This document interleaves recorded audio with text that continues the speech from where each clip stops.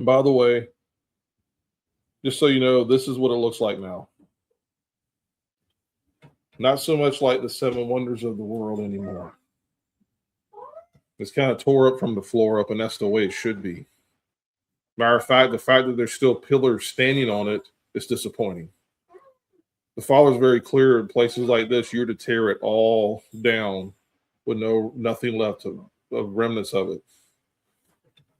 And by the way, here's a couple of depictions also of who we're talking about.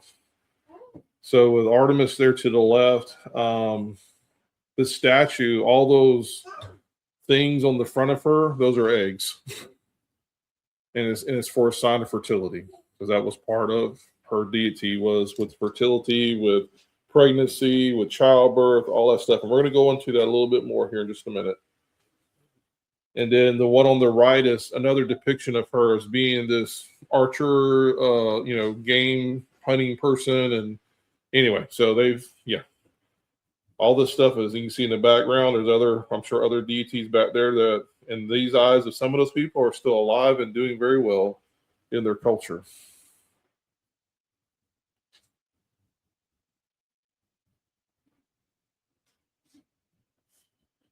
So let's go into it. So with Artemis, she was believed to protect women in childbirth. Her cult, I'm going to read this again, encouraged wealth display, elaborate hairstyles, and gold adornment.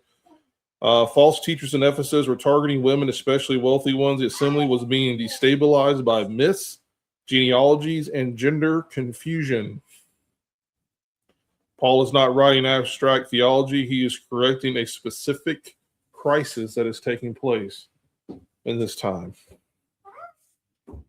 So let's break it down. Let's go to the verses 1 and 2, where it talks about the prayer.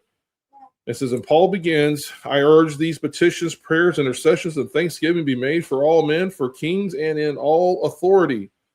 In a city where Artemis was believed to control fate, childbirth, and protection, Paul redirects the assembly. Paul is saying to pray to Yahuwah, our Heavenly Father, not Artemis. He's saying pray for the rulers. By the way, we go to Ephesians chapter 6 and says we don't wrestle against what? Flesh and blood. But we wrestle against what? The principalities, the authorities, all the things, the wicked rulers of the world. That's what we wrestle against. And Paul is saying, and I think he's backing it up here with Timothy saying, by the way, you men need to be praying all the time. With clean hands lifted up to the Father, you need to be praying for these governing people so that life can be better. And I know that within our walk in different aspects of Christianity, people either agree to pray for the government or not. So, well, that's none of my business. I'm for this over here. And therefore, whatever happens, happens. Well, Paul's being very clear. You have the ability to pray for the government. You have the ability to pray for your judges. You have the ability to pray for the police officer. You have the ability to pray for everyone who has control over the life that you live in. You are given the privilege of prayer. And prayer does make a difference, and it makes a change. He's saying to pray for your rulers, even pagan ones. And live in shalom, which is peace, not in chaos, of Ephesian spiritualism. Because when we go to verses 3 and 7, he says, but there's only one Elohim. There's one mediator. That's it. So Paul continues, for there is one Elohim and one mediator between Elohim and men, the man Messiah Yahusha. This is a direct strike against Artemis, who was believed to mediate protection. Priestess who claimed spiritual authority.